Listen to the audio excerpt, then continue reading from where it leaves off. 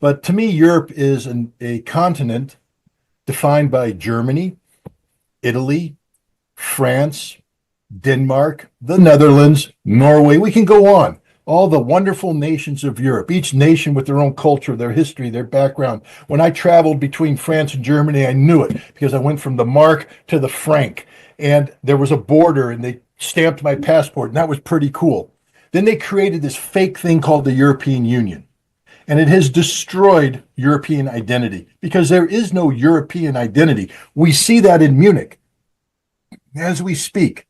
When you have Germans, French, Italians standing up, trying to define what Europe is now that the United States has insulted Europe, and they can't define it. They're sitting there having internal debates about what Europe is, what Europe should be doing. You got the new Finns coming in now. They think they're part of Europe, so they're going to throw their. You got the Baltic states who have convinced themselves that they are the kings of Europe, telling Europe what to be. Europe has no clue what it is because there is no such thing as Europe. The European Union was a dream that has turned into a nightmare. And I think the future of Europe is to be exactly what Donald Trump. And here's the thing: Europe can't stand on its own. Donald Trump has said that he will no longer deal with the European Union as an entity, that he's going to deal with European states individually. And that's the future right there. And I can tell you right off the bat, the European states that say that they are willing to do business with Russia are the European states that are going to thrive. And the European states that want to pretend that somehow they alone can stand up to, they're the ones that will lose their leadership this quick. The one thing I've been saying all along is that the insanity of the European approach to Ukraine will create a revolutionary change in Europe. I've said this over and over again, and it's going to happen. It's already happened. It's happening in Germany. It happened in Austria, and it will continue to happen as these political and economic elites who sold this ridiculous war to their populations in Ukraine are going to be confronted with the failure of their policy, but it's not just a failure, the inhumanity of their policy. Europe is going to learn to become a continent, a group of nations that embraces genuine humanity, because the Europe today, this European Union, put 1 million damn Ukrainians in the ground. And they're not even blinking at it, and they want to put 1 million more. They're living up to George Soros's fantasy that said we're going to take the European defense industry and use it to provide weapons to an Eastern European manpower base to fight Russia by proxy. That's George Soros's vision, and the European Union bought into it, and they're trying to implement it. This isn't just something to be rejected, it's to be condemned, to be destroyed.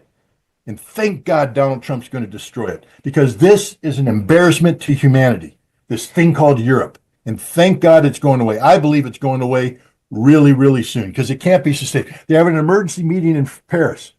Let's see what comes out of that. Yeah, baby. It's episode 22 of The Whiners on February 20th, 2025. Jeff Norman and Ryan Milton with you, as always, on Thursday nights. We started at 7 p.m. Eastern Time. Thanks for joining us. Bailey Alexander is our guest tonight. Bailey is a self-described nomad from Seattle, Washington, who has lived in various European cities. She now lives in the Piemonte region of Italy. That's the northwest region of Italy, which she loves, and she wants you to love it too. And that's pretty much the premise of her new book, Personal Legends of Piemonte, which you can read on the Whiners Substack at civilknights.com. And there it is right there. And welcome to the show, Bailey. How you doing? I'm doing fantastic. Thank you. Thank you. So yeah, interesting message from Scott. And you might say about the EU, it's always been a European project, right? Started in the 50s, formed in 93 officially with 6 countries. And it was all initially about no trade and all trade and no war. But you could say that it's just a fin de siècle. You know, this is the end of an era. We're entering a new era. And just 4 or 5 years ago, Italy and Germany had their export numbers rivaled China. And then, you know, look what happened. Blew up the Nord Stream, and the neocons came in and have been working probably most closely with Baerbock and Schultz And when you look at those two leaders, the Greens and Schultz, the accountant, who's become a laughing stock of Europe, those are the two most economically illiterate leaders in Europe, and they happen to be leading Germany. So it's been a recipe for disaster. But I have been a huge EU fan for 25 years since I moved here. And I've lived in 6 or 7 countries. I live in Italy now for the last 10 years. And the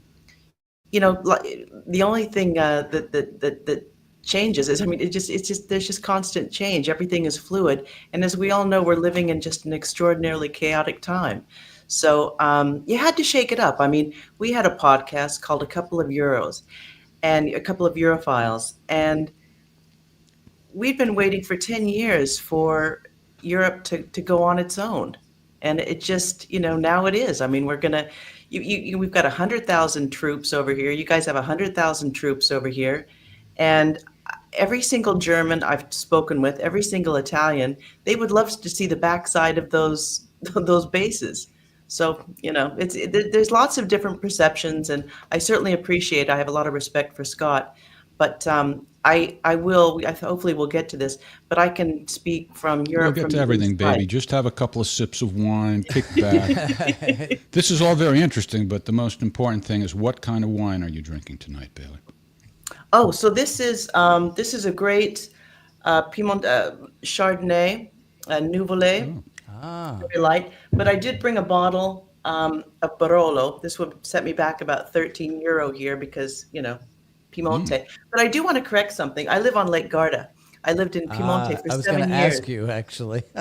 And for the last 3 years, I live on Lake Garda, which is 2 hours from Venice and 1 hour from Europe's most romantic balcony in Verona, which doesn't really exist. So you're on the other side of the top of the booze. That is correct. Yeah. That shows you how stupid I am. I deserve points because I did read your entire book, and I did notice that you moved to Lake Garda, but I just assumed it was another part of Piemonte, so I didn't do. No, of course, and Piemonte is just so unknown to people, right? But this is wine country. I mean, there's every region produces fantastic wine, but you could argue that Barolo and Barbaresco are the kings of the red wine, and Barbera is just a beautiful, mid-range wine. But it's very, very popular and probably takes up more hectares than any other wine. So what are you guys drinking? Well, I'm drinking on your recommendation, sort of, and also the recommendation of my local wine store. Shout out to Josh at the wine store in Wilmington. Yes, that's actually the name of it, the world's most generic name for a wine store. Wine store. I told him what we're going to be talking about, who you are, what your book's about, and so forth and so on. So he recommended this. And you can see there what kind of grapes there are. It's primarily Nebbiolo, Barbera, and Dolcetto, but then there's some rarer grapes in there. Are you familiar with the other ones in there? I'm not even going to try to pronounce them, but my impression is they're not well known. But anyway, he said the quality of it is way above its price point, and I trust him, and so I've taken 5 sips so far. While that intro was playing, I was sipping it. Each sip is better than the one before it. So we'll see if that keeps going. Also, it didn't say on the label what kind of grapes are in it. So I sent a message to the winemaker, and I got a very friendly response. Everybody in Italy is very friendly. This is EC. Now look at the name. He of the and I have wine the here. same hair, by the way, and the same shirt. The wine is, I don't know how to pronounce Vajra, but his name is ECVAIRA. So I'm thinking it's the same family, but he just changed the spelling. Anyway, he was really friendly, and he was telling me, like you say in the book, or the winemaker was actually saying, wine is love. And wine is love. Yeah, I'm so happy to help you. He's just so friendly. He didn't just give me the answer. He's just started saying very friendly things. So I consider him my new best friend there now. Now that you moved out of the region. and anyway, so that's what I'm drinking. How about you, Ryan? Well, first of all, since you said wine is love, we should say buona sera amore miei, huh? Right? I love you, Ryan. Good Even evening, though my you're loves. strangely effeminate. So I'm actually drinking two different wines because I couldn't decide. But also, it's the more the merrier, right? So the first one is a Nebbiolo from the area. I think it's right. You'd correct me, Bailey. It's Langhe, right? So it's 100% Nebbiolo. It's very dry. I feel like I need a big, fat, juicy Piedmont steak to have with this. And then on my other side is the Barbera Pasito. Pasito. Right. And Is it that sweet? is it. You know what? This is a little sweeter than what I was expecting it, but it's got a good. It's got some very good color. It's very flavorful. It's not a Moscato. It's not a what's the other wine? Spumante or anything like that. So I can deal with it. Moscato. No, it's Piemonte is world famous. I think the Japanese and the Chinese, specifically the Japanese, love the Moscato grape, the sweet wine.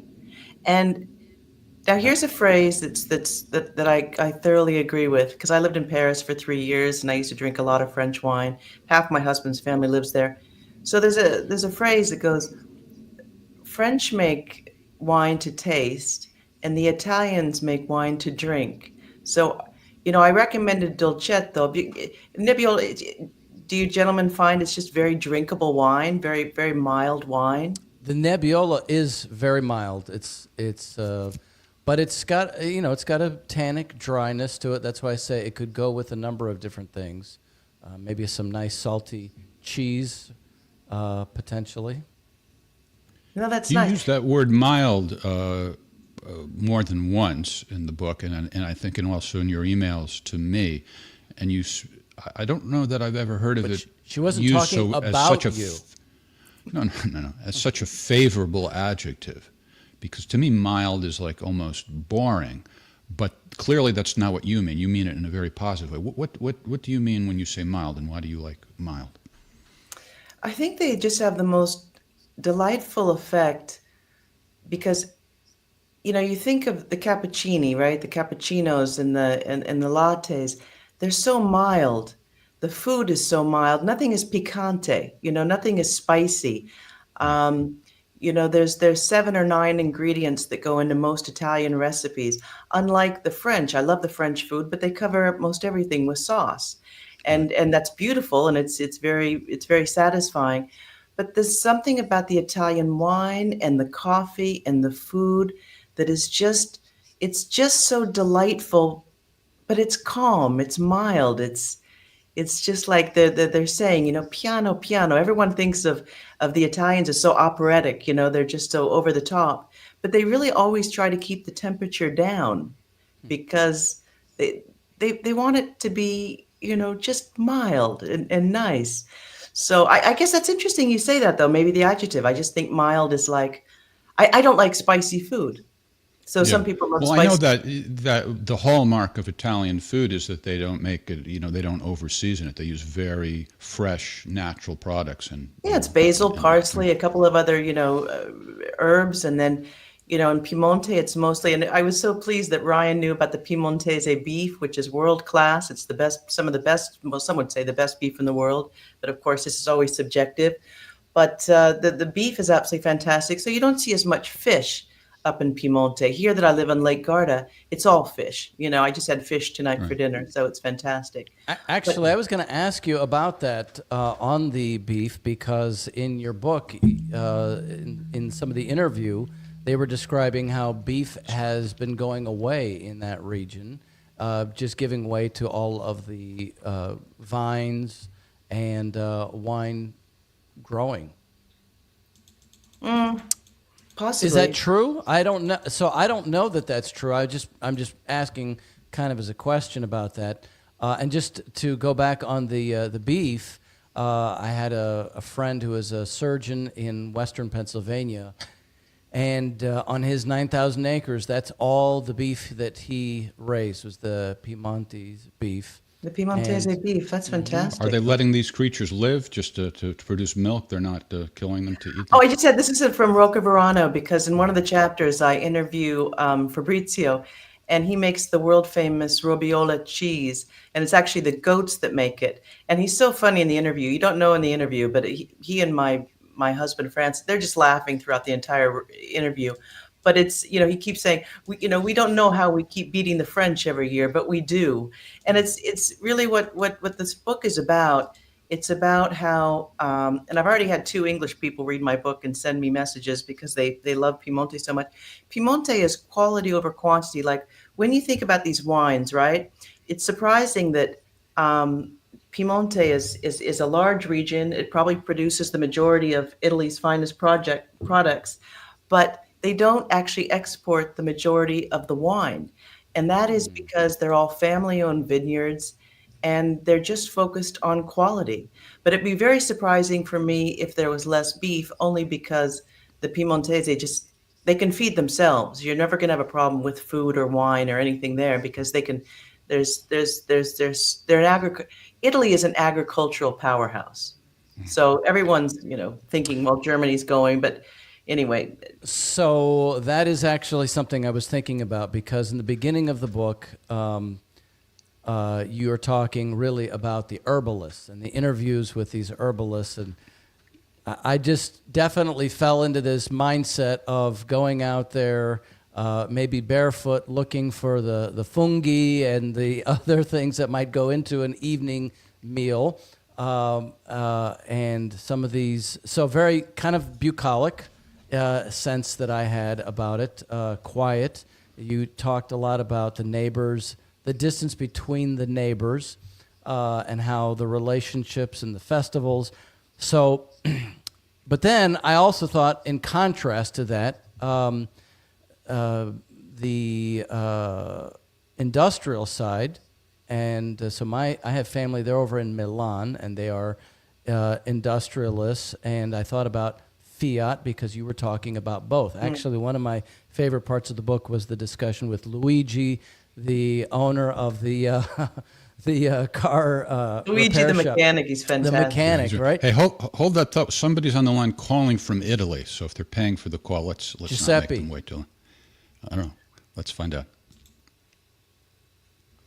Hey there. Thanks for calling all the way from Italy. What's your name? Hi, I'm Giuseppe. Giuseppe. How's everyone? Wonderful, Giuseppe. Wonderful. You know Giuseppe, Ryan? I do. Ryan? Yes. All right. Yeah, in fact, the reason I called is not Bailey, not you, but Ryan. So, But the Say that question's not for me. But you speak up just a little bit, Giuseppe, just so that we can hear you loud and clear. And you actually Yeah. did say you had an interesting question. I won't say what Giuseppe does. I'll leave that to him. He's very knowledgeable on science in Italy in particular, and some of the work he does for the. Okay. Great. Go ahead. The world's longest preamble. What's on your mind, Giuseppe? yeah, I would have plenty of questions, but I would ask your host if he ever tried Ruche. It's a fairly strong red from the Monferrato area in Piedmont. It's a small production, just a few towns. And I'm sorry, what is the name of the grape It's a again? strong red. Ruche. Here they call it Ruche. It's spelled R-U-C-H-E. No, I haven't had the pleasure. Now, Giuseppe, Yeah. I want to ask you a question. So, what's so amazing about Italy is that one can argue. Now, let's compare it to France, right? France has 200 grapes. Italy has arguably 2,000 varietals. Now, of course, they don't use those commercially, right? There's maybe 4, 5, 6, 700, and then when the ground the Italians make sure that the ground goes fallow, right? So to give the vines a break for 2 or 3 years. But what do you think about that with all those varietals and how many are actually commercially viable? That's a tough question. I mean, it's brilliant, right? It's just the way Oh, the Italians just are, they're improvisational. They're trying to keep up with the market. They're trying to keep their wines interesting. It's just a I, wonderful idea, but I think, 2,000 varietals is insane. yeah, I think it all comes from actually a political fact that France was a unitary state since centuries, and Italy wasn't. Just like Germany became a unitary state quite late in the 19th century, and so every country that was in Italy, like as a peninsula, had their own regulations and their own differentiations, and in France it was all normed and more equalized because of that. Probably, I would assume that's the reason why there's so many varieties. Also, the climate is extremely different, north to south, mountains to plain, as you surely noticed. I mean, Sicilian wines are completely different, like white wines on Sicily are completely different from white wines in Friuli, like the northeast. Totally different climate, totally different soil. So I think that's the reason.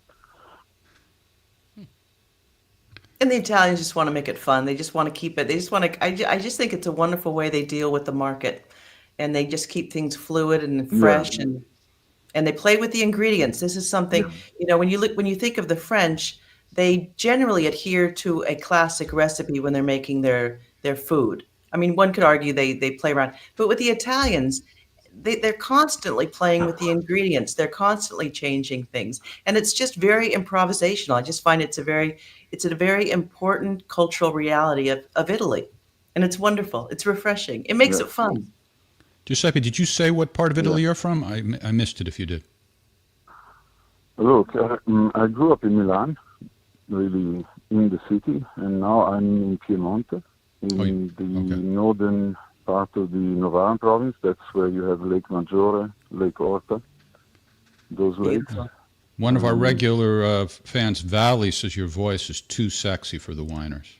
Just thought I'd... The reason is I'm used to be everyone has a flu and everyone is sleeping at home. Is someone sleeping where you are now? You're very soft-spoken. Yeah, he said he's got the flu Yeah. and everybody's sleeping at home. Oh, okay. Yeah, it's 2 a.m. So you Or stayed what in is it? Piemonte. I still don't 1 a.m.? understand. Bailey, your whole book is about how wonderful Piemonte is. It's the secret that needs to be discovered. Right. So I'm still trying to process what the revelation, or at least for me, it was a revelation that you've moved away from the region. Well, where we are now, it was actually my first home in Europe. And my in-laws had a little apartment on the lake. It was like the only private residence on the lake. And so for forever, every year we would come here. We moved to all these different countries, but we would always come back to Lake Garda. And then what happened in Piemonte, it's most assuredly the secret that needs to be told. But what happened was the pandemic. And we bought a place in the middle of nowhere. I had a huge pool. I had lawn for days. I had the vineyards in my front yard cascading down the hill. It was just an idyllic place to live. I love the neighbors. I love the lifestyle. I finished my first book. But then what happened was the pandemic occurred. And I'll tell you, when you're not, we were cut off. Do you remember February 20th, Italy, Conte said, oh, hello, Italy's going to close down for a couple of weeks and we'll have to see what happens. So, we were isolated long before you guys were isolated and in a much, much, much more intense way. So there I am living in the middle of nowhere and people can't even come in. I did all the maintenance of my home, but we needed, tractors to come up every once in a while and no one could come through the gates. So then I started interviewing people and then it's a long story, but we put our house on the market and we never thought it would sell because it took years for us to buy it. It was a very special, very unique property. And then it sold in a month. And the reason it sold in the month was because of the pandemic. Everyone wanted to live away from everyone else. So, but anyway, I just loved it. But I wanted to be around people again, and I really felt isolated. But that's why I hope that satisfies you, Jeff. Quick Well, question. it's, whatever the answer is, it is. You don't need to satisfy me. I was just curious. How about you, Giuseppe? Do you find it a little bit lonely and isolating? Well, if you have your family, that makes a He big has his difference, I family guess. there and all of Yeah. his contacts. It's it's it's um it's a very I'm in for place. Oh, That's you're where breaking my wife up. is from, so it's actually The international Can you hear me? wine is not You're a functional. little bit broken up there, Giuseppe. Say it again. no, I'm sorry about it. Yeah, I was saying I live in a fairly small town. Hmm. That's where my wife is from. That's why I'm here. But I'm fine. I'm fine in a big city, and I'm fine in a small place now. I'm used to both. I do Now, understand Bailey what she wanted. Yeah. good. Well, Bailey says it's Bailey- the secret that needs to be discovered, and some of the people that are by the way, the format of the book is interviews with 12 people that she refers to as legends. None of them are famous, except maybe a little bit in certain ways, but not really what we would consider celebrities. We would call them maybe ordinary people, and who are extraordinary in certain ways, and they seem to agree with Bailey Yates, and they want to promote tourism and so forth. But the picture that you painted, Bailey, is that it's very rural. And so if tourists are going to come, is there a place for them to stay? Or maybe you have any room at your house, Giuseppe? But You get over the can- flu you can first. come Well, over to- I'm not setting foot in that house until you're But over listen, the Jeff, flu. I call it the personal No. legends of Piemonte because each of the people, the legends that I interviewed, has fulfilled their own destiny and found their own bliss, which is, it's not an easy feat in this life, Now, Bailey, you were asking everybody in your interviews about their view of the EU, and you had some mixed responses. Giuseppe, how about you? What is your view now? Hold it. Don't I get an answer to my question first? No. Where you want to promote, you and the others say they want to promote tourism, but is there a place for people to stay if the tourists? Yes, of start course flocking? there is. There's thousands of B&Bs and hotels. Why can't we Right, stay at a winery, Yeah. Jeff? We'll You go can stay at a winery. You go can stay from at a winery winery. to winery. All right. Sorry, I just didn't. Really That's get fair. that That's answer. fair. Go ahead, Ron. So anyhow, Giuseppe, I don't know if you heard what I was asking, but because I don't Yeah, want I to keep did. you I did. on I did. forever, since it's a long distance call. You said my view about the EU, Yes. isn't it? Yeah. Well, I am a strong proponent of the EU as not as a unitary state, but as let's say a confederation of states in order to avoid new wars in Europe and coordinate. I think geopolitically, Europe or the EU had a mission, and that was to establish a sort of independent, non-aligned pole with a strong economy, open trade with the East and the West, friendly terms with Russia and the United States and whoever East.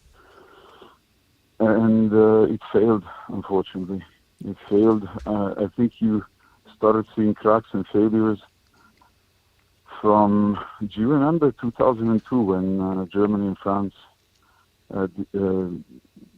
did not accept the George W. Bush idea of invading Iraq? Do you remember that? Johann Fischer, Johann Fischer, he for the Greens, he was the one who stood up and said, I don't believe you. I don't believe those are weapons of mass destruction. Whatever. We're not going to go to war. We're not going to go to war. You mean Joschka Fischer? You mean Joschka Fischer, the German minister? Yeah, the so he Green said we're Party. not going to go to war, but of course they had to go to war because there was the coalition. But can I tell the story about Yeah, Silvio no. Berlusconi? What? Yeah, Fischer actually, he played a nasty role in all this because the Greens used to be pretty extreme. I mean, they were for an exit They've from always been NATO, extreme. They're German very neutrality. extreme. They're very extreme. They were not like that. They were not like that. Initially, they were to leave Right. leave NATO and establish German neutrality, and then a wing of the Green Party came to power. Fischer was the leader of the Green Party, and they supported the bombing campaign against Yugoslavia. and that was the beginning of a shift. And the next crack appeared in 2002 when Schroeder did not support the Iraq invasion, and Merkel, she was the head of the opposition, the Christian Democrats, opposition back then. She traveled to Washington, D.C., and she wrote an article saying that she disagreed with her own government, and that at times it's right to wage war for liberty, for democracy, and it's an acceptable price to pay, and things like that. Echoing the words of Madeleine Albright about the Iraqi children. And so Merkel was very much aligned with the neocons. No, the I've always I have been my own surprised theory. how the neocons penetrated the Greens in Germany, and that's the problem today. So, Well, they're all in indeed. trouble. Yeah, you probably know that I would say the last three leaders of the Green Party, they were all at the same time in neocon think tanks, like the Atlantic Bridge, the Atlantic Brücke, and German Marshall Fund, and several other organizations. So they're clever. They identify who's gonna become influential, and they prep up their political career, support them, give them media support unisono, and so they climb up the ladder and they become decision makers. And then Bailey, Ryan, and Norman, you also had the role of the Eastern European countries. Have you ever been to Prague? Any of you? The U.S. Embassy. I lived in Prague for a year. I lived in Bucharest for a year. I lived in Amsterdam for a year. I lived in Rome for 3 years. I lived in Paris for 3 years, and I actually watched the EU lift all of these economies. I saw them lift all of their economies. My friends in Prague could never have afforded any of these things before. Romania's economy with the disproportionate amount of engineers, their standard of living went through the roof because the EU built all their roads and built all their highways so they could trade with the world. And it's amazing what the EU has actually done. Now we're heading for a divorce, and we've seen how it failed, and we can go into all these different specifics. But I think the most positive thing is it was amazing. It's like what Putin said. Putin said one of the most profound things last year that no one repeats, not even Scott. He said, it's what I saw, because I came from Seattle, an upper class brain. I had an a la mode lifestyle, and then I went and lived in Europe for 25 years and watched all of these countries, become bourgeoisie. And Putin said this about Russia. He was trying to tell the world, he said, we are all bourgeoisie now. So don't tell us what to do. You can't control us. And I just think it's a very profound comment, because now the EU, it's big, but it's unfortunately it is heading. We need to get Brussels out of there. So as an Italian, you understand what von der Leyen has been doing. We remember when Meloni, right before the elections, von der Leyen actually said, "There are things we can do." You just couldn't believe she said this.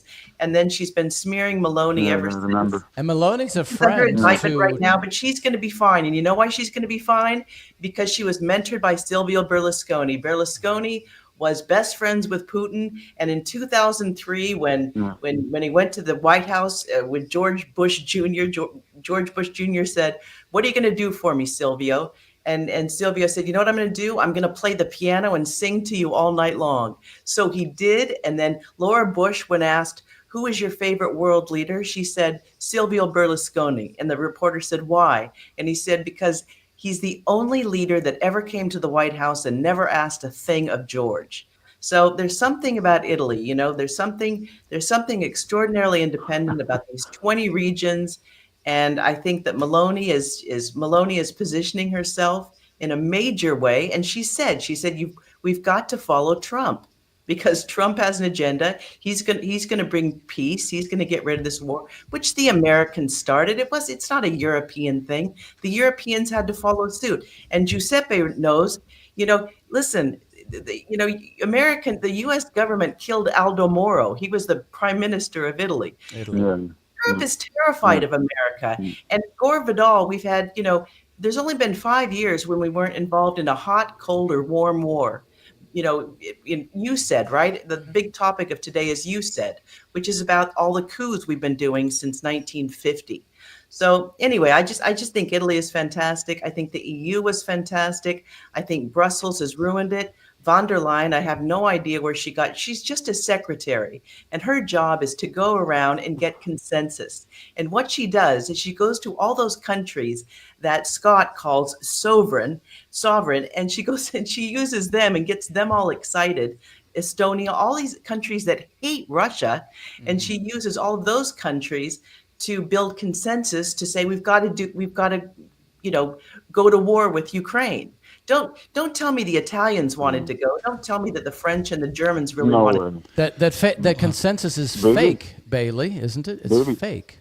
It's absolutely fake. Bailey, do you remember, you were here during the pandemic, do you remember what the Russians did? They sent Of course I do. military Of course hospitals. I do. Do you remember My that? husband talks about this Do all you the remember, time. Yeah, and do you remember when people were saying, okay, every European country is shutting the borders, but Russia is sending help. And then, do you remember what La Stampa is the newspaper of the Agnelli family, the owners of Fiat, and what they wrote in their newspaper, that it was, and La Repubblica, they had just bought La Repubblica, also one of the major newspapers, let's say the New York Times, right? And they wrote articles. They were just insane. They said this was an espionage mission, and all they wanted was to get samples of the virus to study their own vaccine, produce it, sell it, and make it a source of income for Putin. They don't say the Russian state; they say Putin. When it's something negative, they say Putin. So I just think it's very exciting unbelievable because I think propaganda. Italy loves Russia. I think Spain has no problem with Russians. I've had not Yeah, one but two absolutely. Russians teach me how to make borscht. I've had lots of Russians in my home for dinner. I love Putin is extraordinary. And you know what? What I find most interesting about this moment is I don't know what you guys think, and I'd love to hear what Ryan and Putin and Trump absolutely love one another. Now hold Do that you know thought. that? Hold that thought. Hold that thought. Giuseppe, thank you for calling. I want to also bring in our friend Jose Vega to join us on this question of Putin and Trump. Giuseppe, thank you very much. We're going to transition here. Bye, everyone. And bring our Thanks for the call. calling Feel better. and Feel better. Get well. We'll talk more. Hey, Jose. Now, Hi, Jose. Howdy. Hi. Do you know who Jose is, Bailey? I checked him out before I came on. Okay, all right. Uh-oh. Good things or bad things? Fantastic. Okay. So Go Bailey is interested in the Putin-Trump discussion, Jose. Yeah. Why don't you say something about that? I think it's great that we're having real direct dialogue between two world leaders. That there was a discussion recently that there needs to be adults in the room. And I think intentionally keeping Zelensky out of the discussions and having Trump and Putin meet directly together is a great thing. Trump had asked his envoy Kellogg, to be a part of the discussions and be a part of the envoy. And then it turns out that Kellogg's daughter works for an NGO that is trying to funnel more money into Ukraine from the Senate. So therefore, this news comes out, and that suddenly then triggers Trump to talk directly with Putin. Obviously, I thought Kellogg was a decoy, though, because here's what happened. So Kellogg was a decoy to just appease Zelensky and the Europeans, and so Witkoff is the guy that's the serious player, and Trump. I mean, how he played that on that day was extraordinary, right? How Vance came out and said, which I thought was a little rich, though, telling the Europeans about free speech, lecturing them on free speech. Weren't all of you guys censored on YouTube? And, haven't Americans been censored for decades? I just don't want to go there. When you look at Germany, I mean, it's sad, right? I mean, I think Colonel McGregor has the most sympathetic and knowledgeable historical perspective on Germany. They've been on an apology tour since World War II. So it's in their constitution that you can't insult or do anything. I mean, it is what it is. I mean, it's unfortunate, and all the Americans, all the podcasters are making fun of it. But I just feel sorry for Germany, to be honest. I really do. Like Colonel Well, McGregor. you know, they. I think we discussed on one of these shows, either it was Ask the Inspector or here on the Whiners, that if Germany with the AfD could in fact lead the way, maybe with Slovakia, to leave the EU. And it's very interesting to hear your thoughts and even Giuseppe's thoughts on the EU, because I had a completely different, or come from a completely different view. And I remember when it first came about, the life of Germans devalued tremendously when the D-mark dropped substantially. So it seemed to me at the time to be a very negative thing. Now, you've said some interesting things about the changes, but you're also describing how what you wrote about in the book is a certain kind of independent quality, a nonconformist quality in the Italian culture. It's displayed, like you said, 2,000 varieties of grapes, all of these things. So now what you see with Trump and Putin, in fact, you even mentioned Meloni, these independent, if you want to say sovereign personalities representing nations are now shining even further. It seems that the question of a false structure, as I would say, of the EU might actually falling away, might be a good thing if you have these nation-to-nation cooperations. Absolutely. Just get rid of Brussels. Just keep the currency in there, keep the trade open, because the whole point, and Trump understands this more than anyone, and so does Putin, it's all about trade. What is the world? The world is all about these resources. And I've spoken to a lot of Russians. They thought this whole thing Ukraine was about resources. I don't know. But it's about trade, right? Every country wants to be able to trade with other countries. And they want the freedom to be able to do that. And that's why the EU was very powerful. And that's why Germany became the economic engine, and it lifted all these other nations. But then all of a sudden, we're sitting here, we're talking about someone like von der Leyen, who is a secretary who's causing mayhem.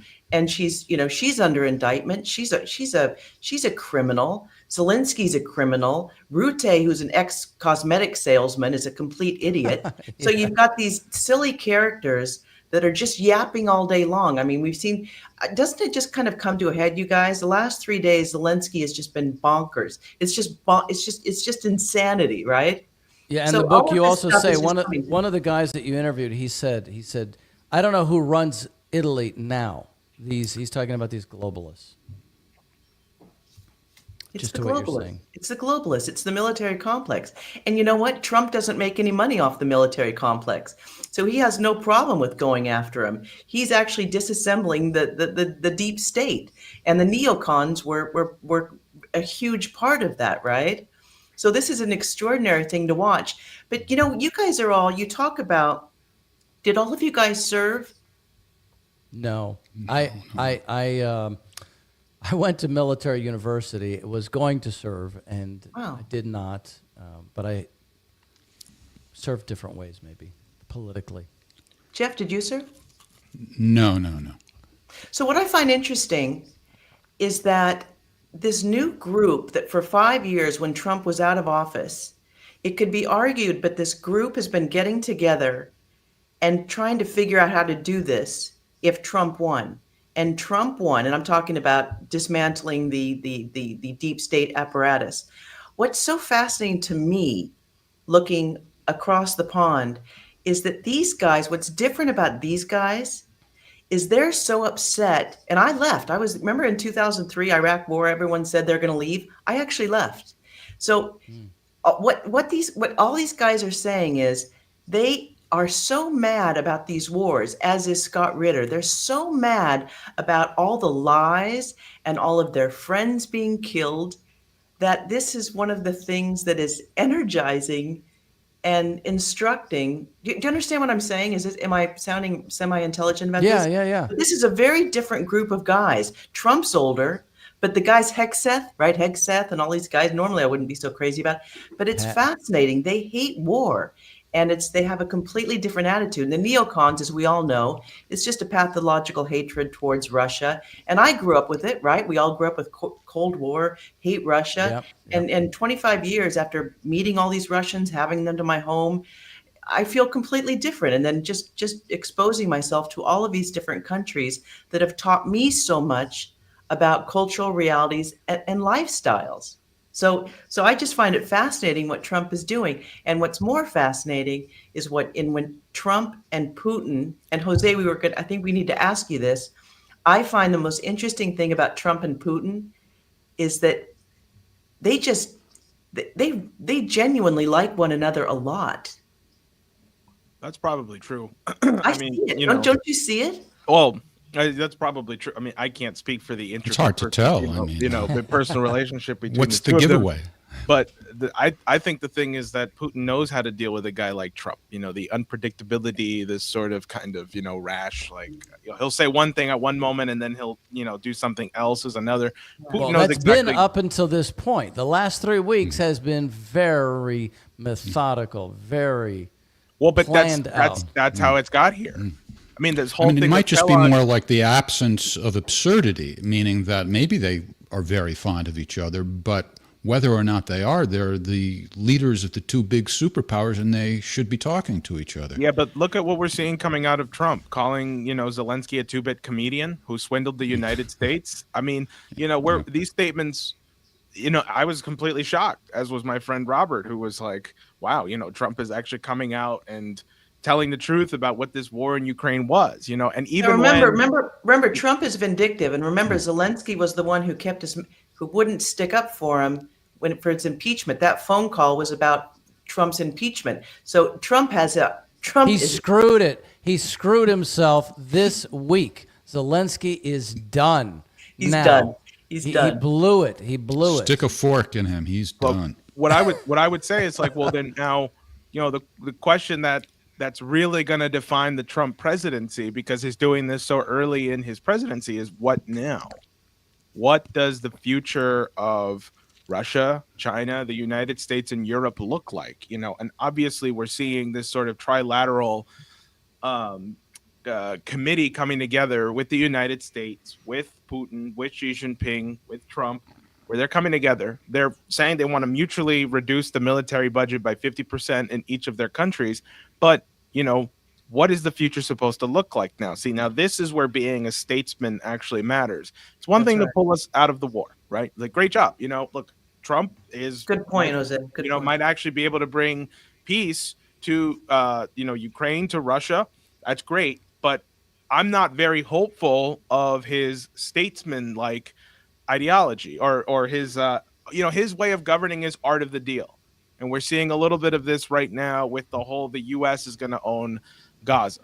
His idea of development is real estate. I think he's going to withdraw. I think America is going to withdraw from the world for the simple fact that it can't afford to do what. Here's a book. I just want to show you. This is Gore Vidal, who wrote about this 25 years ago, Perpetual War for Perpetual Peace, documenting every single hot, cold, and warm war that America had been involved. The only time America left the world was alone was for 5 years between 1945 and 1950.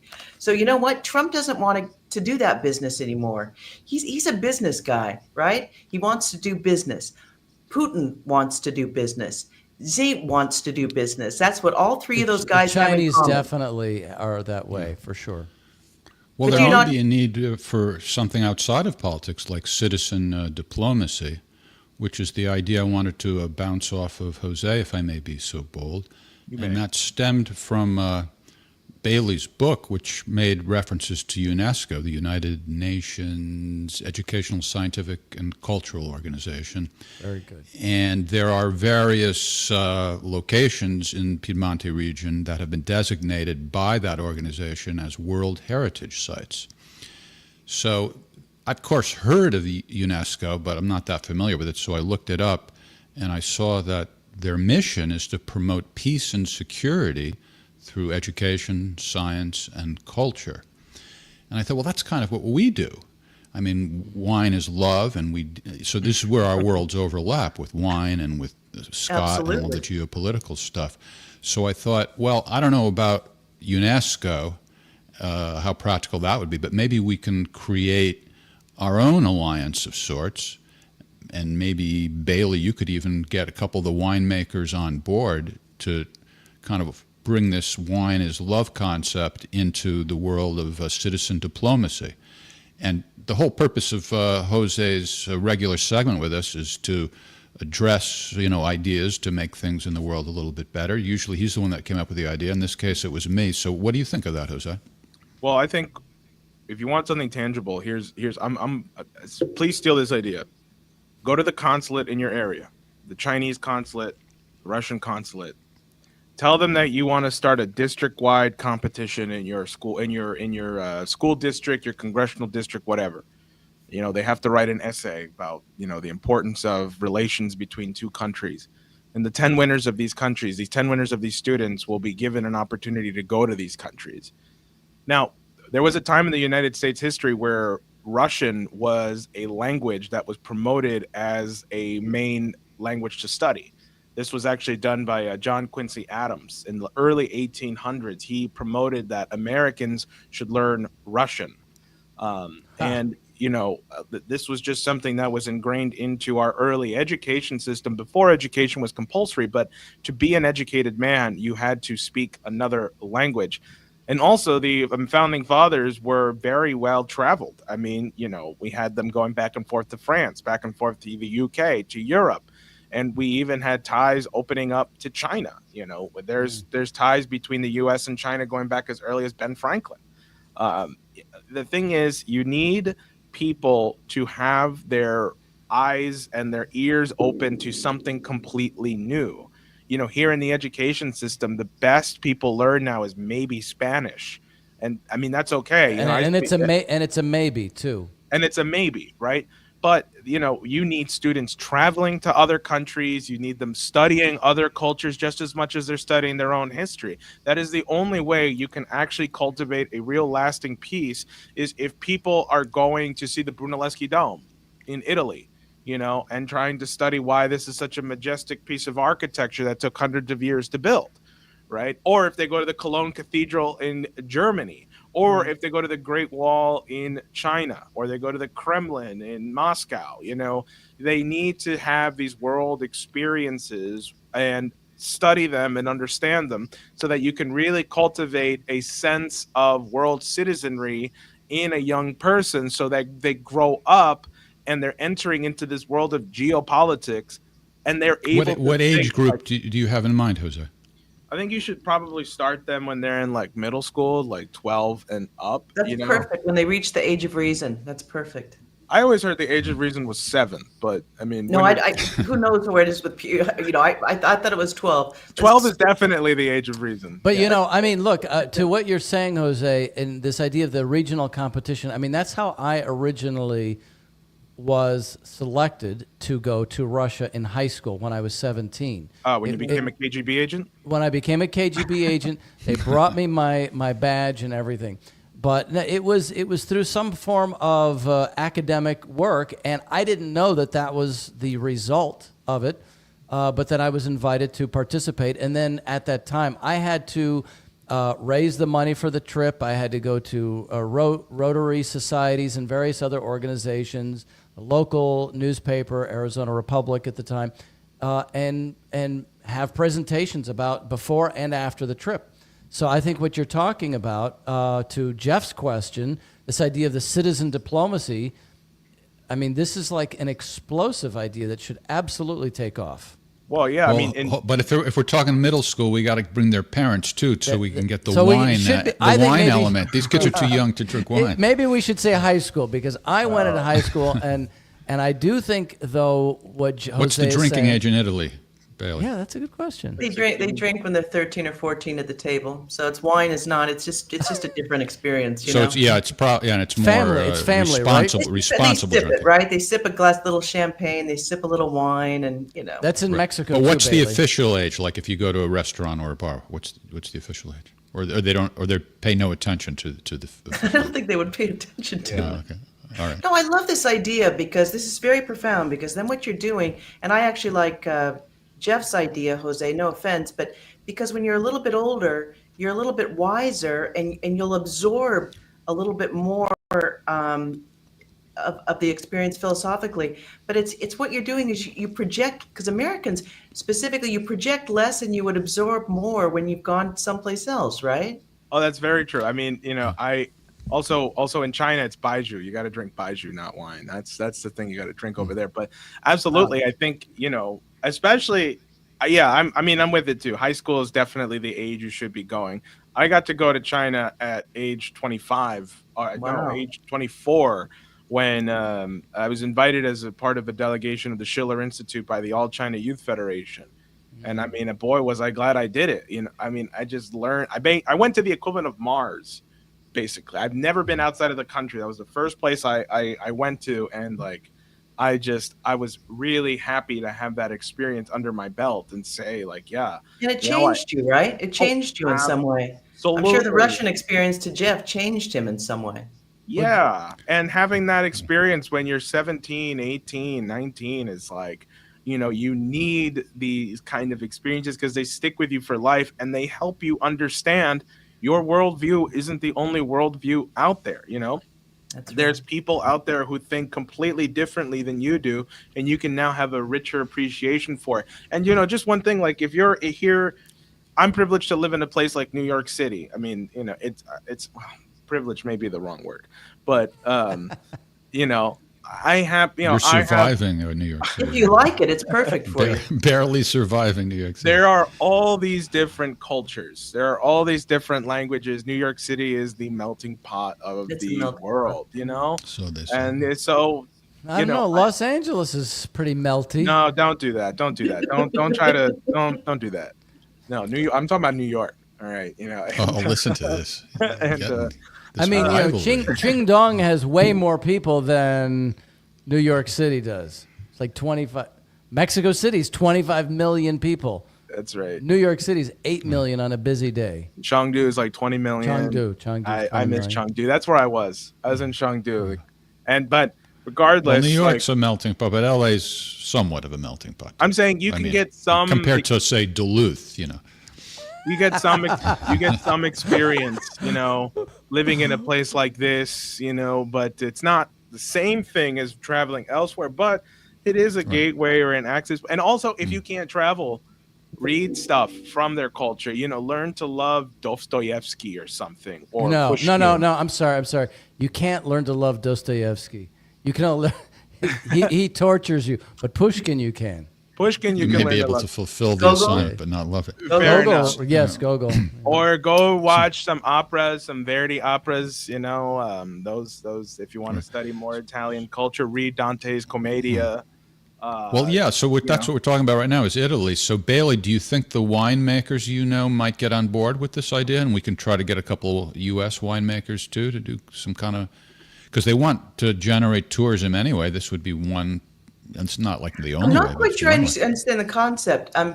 In practical terms, so you would be, would it be like a foreign exchange type of thing? Yeah, I think that's cultural what he's exchange. thinking about. Yeah, I mean, we don't have the details worked out yet, but yeah, cultural exchange where wine is love, food is love, and we Well, break if down I could barriers. say- And instead of leaving everything to the politicians, the citizens play a role too. No, it's beautiful, and I'll tell you, the Italians would love it Yeah. because if you were to do an exchange for like a month or something, they would just dive at the opportunity to go someplace in America for a month. They'd love it. They love it. And Gore Vidal said, once the Italians, if you lose the Italians, you've lost everyone, and they still like us, but barely. Yeah, I actually grabbed a quote from your book from Gore Vidal. Did you see that? Separate Genius of I America. think that was from your book. Isn't Yeah, that, it- From my book. It is. Was it? is. am I right or no? Yeah, it is. I That's saw from my the. book. It is in the book. Oh, okay. The genius of America was to separate state from religion. The genius of Italy was to separate, to separate the state from the people. So no, it's 20 regions. It's different, but I love the idea. Put together a proposal, Jeff. I mean, All right, Sign take me it up. easy. I'm just drinking wine right now, talking to my friends. I mean, I'll look for any reason to go to Italy. Jeff, I think what you're discussing is that the Winers is going to have to go on the road, and we're going to have to. I want to go to Italy. The thing is, Ireland is I- also a great place too. maybe with a group it would be different, but when you're talking about like moving to Piemonte or something like that, I live alone, so I think, and I'm kind of a loner, but not completely. So I'm not sure Piemonte would be the right place for me to live because I don't want to be completely alone. But I think going with a group and exploring other parts of Italy too would be great. So I have a friend who lives 2 stops south of Firenze on the train. He has a little pied de terre there, maybe is a Nice. better way to say it. About $150,000, Jeff. You can get a decent sized little apartment, and you can just walk everywhere and then take the train everywhere. So when I used to Not bad. when I worked in Mainz, Wiesbaden, Mainz, it was the same thing. You just walk down the block, take the little local train to the regional station, take that into a bigger station, and go anywhere in the country That's all right. on the same day. Yeah, That's right. good times. That's absolutely right. Yeah, we Well, should do Billy that. certainly painted an attractive picture. Let's look at some of the photos, by the way. Now, you made a very bold claim that Piemonte has more award-winning, world-renowned products than any other region of Italy. Whoa. Well, all of how Italy did you- produces fantastic stuff. But you asserted in the book that Piemonte has more than any other. How did you reach that conclusion? Well, you've got the wine, you've got the hazelnuts, you've got the famous truffles. And then if you look at what's so interesting about driving through Piemonte is you go to Vercelli and it's like you're driving through Vietnam. All of a sudden, it's just all these rice paddies, these rice fields for days and days and days. And Piemonte supplies 80% of Europe's rice. So it's the cheese. And then, of course, Ryan knows all about the Piemontese beef. Is it arborio rice, though? That's arborio rice. Yeah. There's the other. And- There's 2 or 3 different kinds of rice because Italians have 20 different kinds of rice. Absolutely. But And Robiola cheese, right? That's the main kind? Robiola, the famous Now, cheese. I was going to, I had the idea too late. I'm not sure if it'll be hard or easy enough to get. Do you think I'll be able to get Robiola cheese where I live? I think so. Yeah? Well, I have So been let's talk about searching some of around. these other photos. This is a butcher shop that you go to, right? That's where I used to go to when for special occasions because the beef is just the best. This is Crew beef from I think it's Crew, the Crew region, and it's just the best beef in the world. And then you see the Italians. You sit there. It's a very serious place. It's very hushed, and they're asking lots and lots of questions to the butcher before they purchase something. And it's just again, Piemonte is all about quality. It's all about these. A lot of those interviews about 3 generations, and this is classic. If you look at the other picture, this is up at my parents' place in Limone, Piemonte, and that's the risotto. But the other picture has the tartare di fassone, which is the basically steak tartare. Show us the tartare, Jeff. I'm getting hungry. Show us the tartare. The crowd is chanting tar, I'm tar, getting tar, hungry, too. tar. I'm just like getting. I'm a getting crowd hungry. pleaser. I'm a crowd Look at pleaser. that! Look at that! It's nice. So anyway, you've got I'm getting- these fantastic products, and then the book really focuses on because everyone's sort of complaining about, the woke era we've gone DEI. through, and Piemonte is just. They say work is the passport to serenity for the Piemontese, and it's just No matter work. how old, right? Look at her. She's no spring chicken. What is Now, she she is- making? She is famous. She's making the famous agnolotti. Again, this food is rustic. It's all based on peasant recipes. That's And the this is best. This is Chef Piera from Madonna della Neve in Cesole. And people from Milan and further on know all about Chef Piera. She didn't even learn to cook until she was 27. So again, that's why she kind of taught me this, just to let life unfold and you can find your way. And she's just a Yeah, lovely that's amazing woman. that she didn't even know how to cook when she first arrived on the scene there. No, and you talk, the way she talks about her past, just walking through the mud to go dancing and just loving it, just loving her past, her Do you know how bucolic. old she is, or at least roughly? Sorry? How old Do is you know she? how old she Chef is? Piera. So now she's, 75, 80.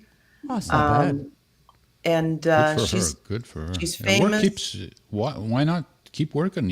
As long as you can.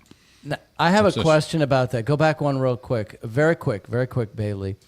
I'm a celiac, but there must not be a lot of celiacs in Italy, and that they can deal with it with the wheat and the flour there. Yes or no? And what, You know what is this- celiac? Oh. What is Okay. she, a doctor now? No. This is a thing though, because we get this wheat now, this pasta that has no wheat in it, but it's as good as. Okay, forget it. Don't worry about it. Keep going. We'll tell you about it later. Maybe Italy just isn't for you, man. In one of the chapters, I would suffer. In one of the chapters, Bailey talks about herbal medicine, so maybe she can hook you Yeah. up. So there's all wheat. There's wheat in there. So these guys, what is funny is that I used to, a couple of times, the hunters, they had this shed beneath our home in Loazzolo, and they'd asked me to lunch. And the hunters, or my husband calls them Italian rednecks, right? So you go have lunch with them, and my husband's half Piemontese, right? So he should know, he can say that.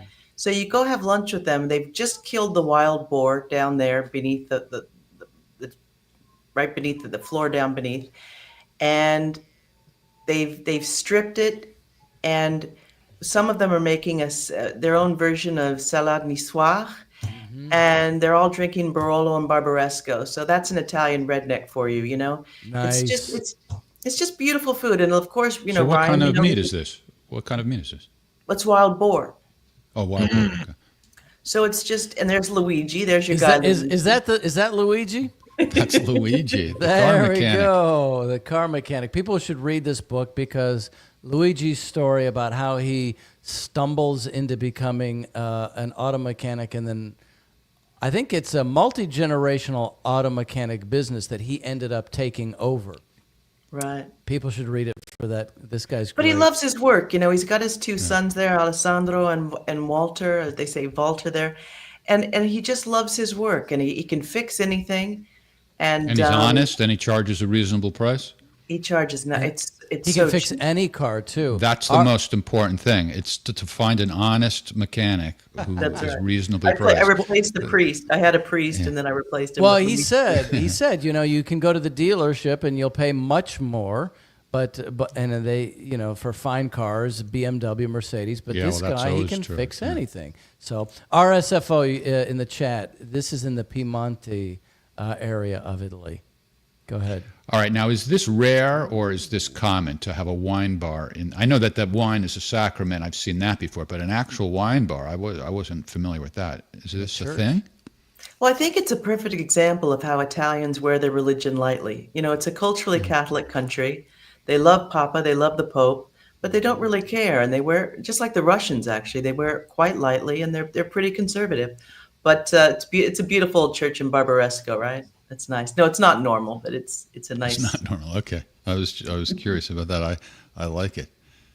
What's And that? I'm just showing you the Piemonte has fancy food too, upscale restaurant. For sure it But does. that's not why you go there. If you want to go fancy, you go to Milano. I mean, I used to spend a lot of time in Milan, and Milan is every part of Italy is fantastic. Each region is beautiful in and of itself, and it's completely separate. And there's the herbalista, that's Teodoro Negro, and this is, again, 3 generations. And remember, what I love about this story is that, like my husband's grandfather, they were extraordinarily poor. So when you were sick, you couldn't afford to go to the doctor. So you had to take risks, right? And this isn't so long ago. This is the peasant life, right? So you would, and you see, Piemonte is very famous for their witches, the witch folklore, and again, all the forests. But some of them are real. They're like the shaman. You guys probably know more about the shaman, right? Ryan, you know about the shaman? So this is a different version of the shaman. And you would have there's stories in the book about how the grandmothers would mark if the children had some sort of disease or something. I don't know how they would do it. They would just mark them. They would touch them or put something on there, and it would go away. So, I have free healthcare, so life is good here in Italy. But back then, you had to take risks. So anyway, this guy. Well, before we get to Anna the Witch, Teodoro, people used to come as far as Milano and further just to lay hands on, just for Teodoro to lay hands on them to find what ailed them, what made them sick. So I love these stories, Now, Jaya MM, real quick here from our chat, she wanted to know if GMO wheats, genetically modified wheats, are allowed in Italy. No, absolutely not. These are very strict. These are European guidelines. They're very strict. And Italians, you know what I love about living in Italy? Every morning I go shopping, and I go shopping for the evening meal, and you watch all the Italians studying all the labels.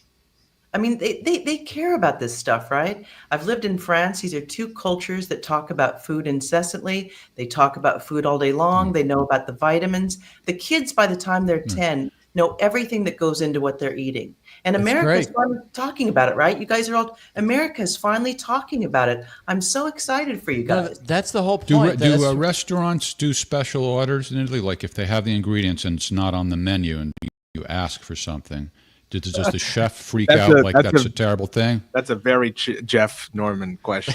That's right. Jose and I. only Jeff Norman would ask this question. Yeah. Do you know why? Because Jose and I had dinner not too long ago at an Italian restaurant in Guys, Washington. it's so funny. And I made a request, and it was like, forget it. All I wanted was pasta primavera. It's like, what vegetables? No, we don't have vegetables. You know what? I think Italy would drive you crazy because when people go into a restaurant, they have to talk to the chef for a half hour before they order something because they just want to talk about food. They want to know what's available. Why would that drive me crazy? I want to talk about food too because Yeah. I want to know. Sounds Like like I'm Jeff's still dream. waiting to find out about all the cured meats, right? Because I don't know why love. she said it would drive me crazy. But what's the answer? Would they make it if they don't have it on the menu, or they get upset? No, I'll tell you something very strange. I rarely go out for dinner. Tonight we went out for dinner, and we went to a little fish restaurant around the corner because everything's closed here in Lake Garda, we're off season. And I couldn't believe it. And with every single meal, I always have an insalata mista. I always have a mixed salad with little carrots. And anyway, I have salads every day. And you always have a salad. And they didn't have salad. They did not have a salad. That's for me like at not the having napkins or something. No, it was very strange. It was very strange. But anyway, so then we were going to go to the witch. I want to go to Anna the Witch because I love this story. I am married to an engineer. And of course, I think of myself as an artist. Other people think. So anyway, I used to go and visit Anna for homeopathic therapies, right? For different kind of therapies. So I'd been to her place maybe 6 times, and it's deep in the forest. And so one time, Francis accompanies me to see Anna. That's And your it was husband, big- Francis. And he goes, Bailey, do you feel it? Do you feel the spells? And I said, what are you talking about? And he could feel all of her spells, which he later told her she had. And now, whether or not you think Anna is a witch is immaterial. She thinks she's a witch. I mean, really, she never told me this. She But looks like a then very the- pleasant witch. She's beautiful. There are white witches, Jeff. Our Come white on. Glenda the Good Witch. We all There's grew up good with Glenda witches. the Good Witch. But anyway, I just love it because he went there, and then you go into her library, and she has thousands of books, and she has katana swords, and she has all these crystals, and every sort of religion on the icon on the walls, and she studies everything. And what is a witch? I don't know what a witch is. You know what I'm just saying she has. Well, normally we think of Nancy Pelosi here in the United States. As Yeah, it's a not a witch. compliment. So it's Now, this, usually it's Or von der Leyen. Von der Leyen over here, Nancy Pelosi over or there. Callas also Or is Hillary a witch. Clinton over there. Hillary Yeah. Clinton, absolutely. This half of the face thing seems to be a Bailey Alexander artistic statement of some sort, because I noticed on your YouTube channel you've got at least one video where you show half of your face. What's up with that? You Because being I'm an always showing eccentric. videos in the background. I'm always showing video. You're not looking at the videos. I'm showing videos. I'm running videos and movies in the background. I don't understand. That's why you have half your face showing?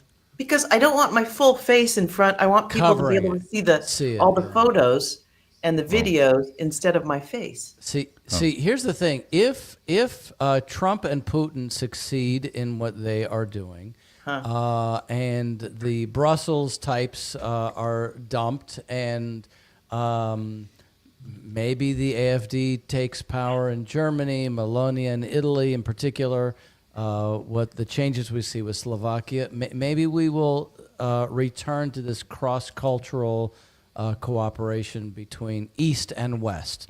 Well, they've already done it in Madrid, and I couldn't tell you who it is, but I think it's Slovakia, it's Fico, it's Meloni. Salvini plays Medvedev to Meloni's Putin. Okay, so Salvini's part of her coalition. Remember, Salvini, he is rough, he's tough. He's tough on immigration, where she's gentle. She kind of seems to like Ukraine. I don't understand what that's about. Anyway, there's already all this shuffling and moving going around. Orban, right? Orban and Meloni used to be very close, and then she was playing games. But anyway, she's best friends with Musk. She's doing That's right, exactly. She's doing some major Starlink, major thing. Trump really likes her. He's not going to impose tariffs on Italy, but. What were you asking? Well, he's no. But the point is, it's on this question because remember, in our introduction, we had Scott Ritter. What do I know? Well, we had Scott Ritter in the introduction. I mean, he's very specific that the EU could be blown to pieces. As you say, Bailey, I think is good.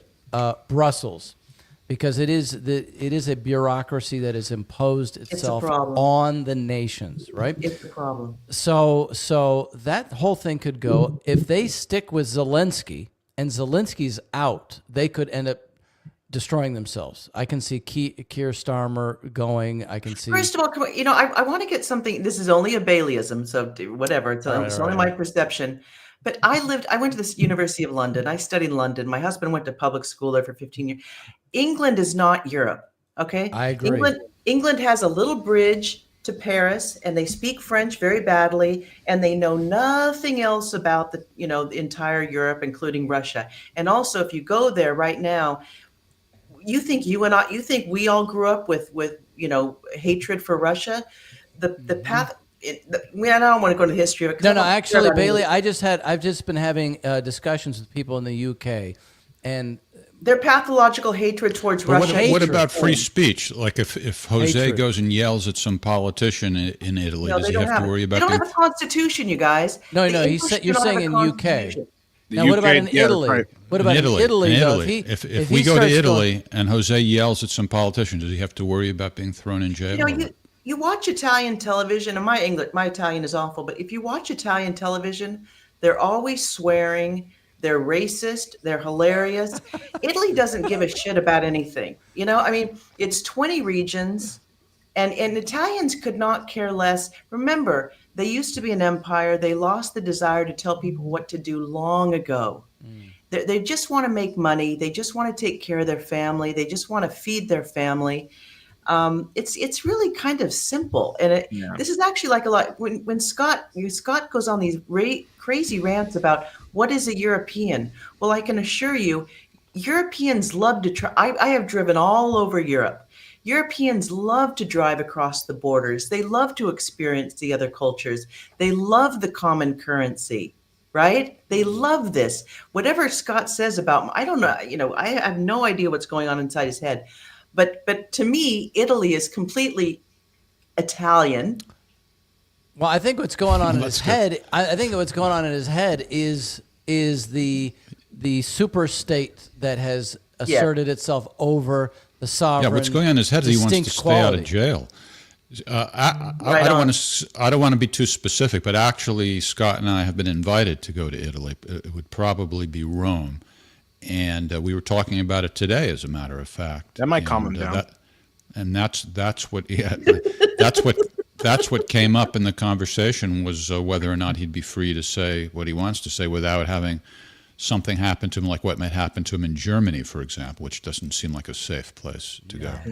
Germany is problematic because their constitution and because of Israel and the wars. Okay, so that's what that's all about. So Yeah, people that's wanna true. say it happened before. It has nothing to do with it. It's just the World War II, and I just think it's exactly what Colonel McGregor says. They've been on an apology tour. I think the Germans are as psychologically broken as the Israelis. Who cares about either one of them? Italy, you come to Italy, he can say whatever he wants to say. It Good. depends upon what platform he's on, whom he's talking to. You know, if he's getting along with Trump, all you have to do is tell Maloney, you know. And I can assure you, get with Salvini. Well, are you coming over on a is it a personal thing? Is it a political thing? Is it? It's like a retreat to talk about things with people who are interested in geopolitics and so forth. I got So a you're feeling going to meet that with some Italians. Excuse me? You're going to meet with some Italians. That's the invitation that's been extended. It's not think- confirmed yet. I got a feeling that when Scott steps off the plane, an aura is gonna go over him. He's gonna be so calm. I think that would happen to me too. Like I wouldn't. You think care. Italy would be therapeutic for? Yeah, I think so. Like It will you be. know. He will feel the love. Actually, He will do they be have someone. baths and calming things like that, like they do in Russia? They have the saunas and the banya. It's called banya, where We have thermal baths to die for, Exactly, darling. Just up exactly. the street, all everywhere in Rome. I've been to these thermal spas. But anyway, I've got a book signing on April 10th in Rome. Oh yeah, where? I'm What's very the name of the excited about place? that. But I'm very excited for you guys to It's called come the to Rome. Vatican, And I would Jeff. definitely come up and say hello if I knew when you guys were here. But All right. Well, if we come, I'll let you know. And you can even bring Francis if you want. Do I fit in Scott's Absolutely. suitcase? Well, we'll see. You never know. Hey, before we let you go, though, I want to just play this video. Another aspect of Bailey's artistic talents is a video with some still shots that she calls "The Things My Feet See." What's this all about here? so I had an Irish priest bless our boat before we set sail across the Atlantic. And that's Mahdi out in the Ionian Sea, and that's Mahdi in Malta. And there I am. There's the feet. So that's Rome, that's the French Paris, that's Malta, that's Croatia, that's Tyrol, that's Amsterdam, as you well know, and I that's know Amsterdam. Prague. That's actually Scotland, and that's Transylvania, that's Berlin, and of course that's Venice, which is 2 hours away. And that's my pool, and that's Gore Vidal, who I love. And that's Piemonte, that's our place in Piemonte. nice. Well, you have very nice feet. I bet you have nice elbows too. But perhaps we can inspect your elbows when we come to Italy. So you guys, I just applaud what you guys do. You guys just do wonderful work, and I love your podcast. Yeah. Thank you for that. Now, applause. Bailey, thank you. It was fun reading your book for this discussion. Thank you, Ryan. I love the essay versus interview, and it took me a couple of interviews to see that you had a direction, that a thread that you were pulling through the theme of the book, and it didn't. It's a great answer- format. It It's a was great very format. good. It was very good. I'm very analytical, and it didn't. It forced me to break away from that, but to kind of absorb. So I definitely got the imagination of the region. I and loved Italy. it. You know, was I don't great. read books very much nowadays because I'm addicted to the internet, and it doesn't Like all leave of us. much time. Yeah, it doesn't leave much time to read books. So originally, I said to myself, "Well, I'll at least read the chapters about wine." But I read the whole thing, and it was really engrossing. So I recommend it. You can read one of the chapters at civilnights.com. That's our Substack. And you can buy the book at Amazon and maybe other places too. We have a link. Well, maybe to we it. should put it on our book. Well, that's yeah. I can talk to Bailey about how to make that happen. But Absolutely. for people who want it right away, that's the easiest and most direct. Now, Jose, you've got a new setup there. What I see in front of you, It's That's great. his computer. I can't see something about truth. That's Are you fun. pro-truth or anti-truth? What's your position on It's truth? truth defies silence. Oh, okay, can't Let me quite see see if I it, but have all right. the original. I like the whole gestalt of it. What's the Italian word for gestalt? Conscious, You don't know. Schmear. whatever. I looked up the Italian word for promiscuous because Bailey very frequently uses the word promiscuous in a way that I've never seen it used before, and I love it because it refers to the abundance of options.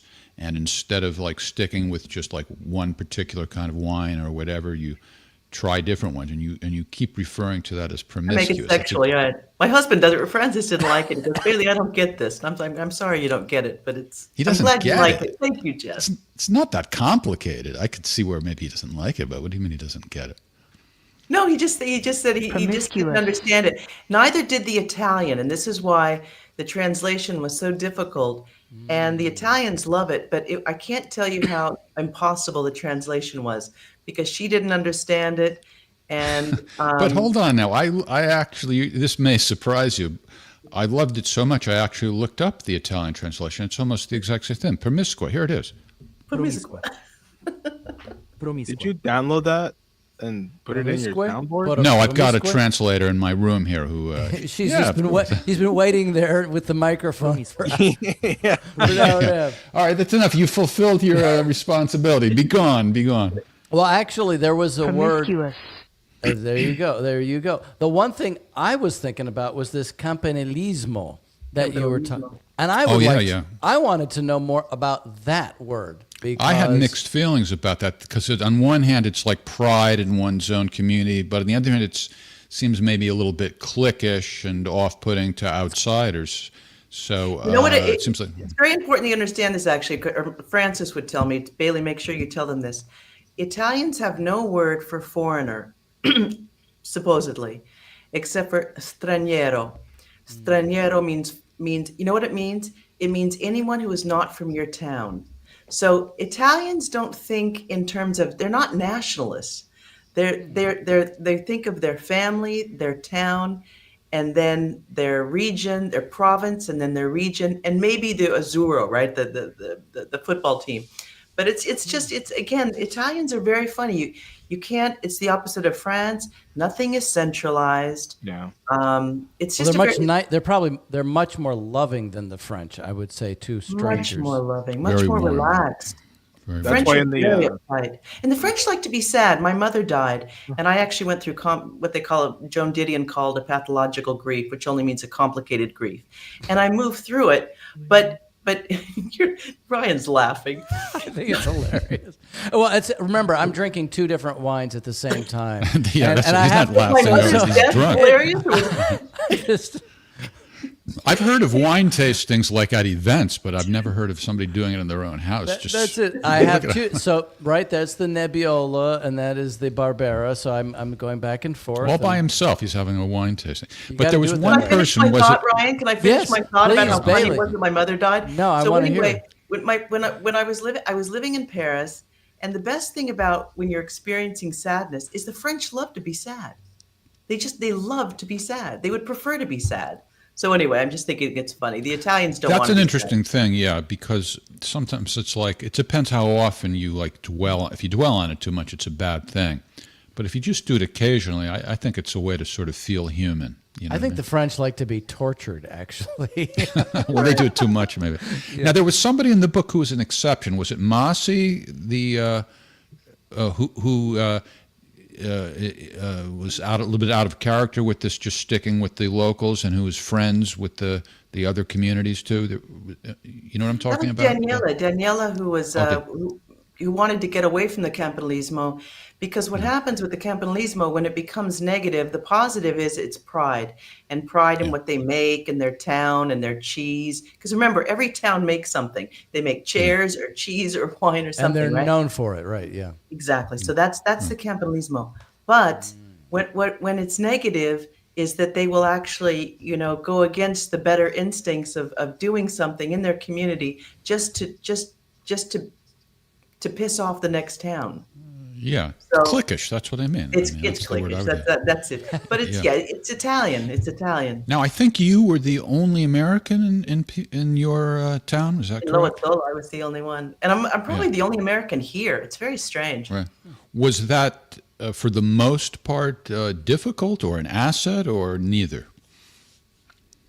No, because I was living in the middle of nowhere. So my whole purpose for moving to Piemonte was I wanted to become self-sufficient and have my own garden. So I was spending so much time alone. I was 6 hours on my knees, just growing all these things, and trying to become. After living in all of these cities all of my life, I just wanted to. I know it sounds silly now, especially with Ryan. Ryan, I would expect him to start giggling any moment, but it's like I wanted to learn how to listen to the trees.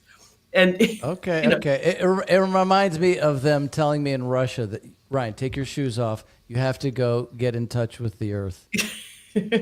I get it. I get it. I get it. And again, what true. is this book about? This book is about celebrating the treasure beneath our feet. And I can't tell you, because I know America is drugged out and drunk, all these problems. I know what's going on over there. I hope you guys start talking about food more. I hope you guys start, doing something that loves your body more, right? Jeff Well, we can't have cook. we He have a can't new cook. director of Health and Human Services who's Right on. dedicated to exactly that. And you Maybe got Cash Patel, right? Right. Oh, baby, cold Donald hard Trump. cash. Donald Trump failed at racism today.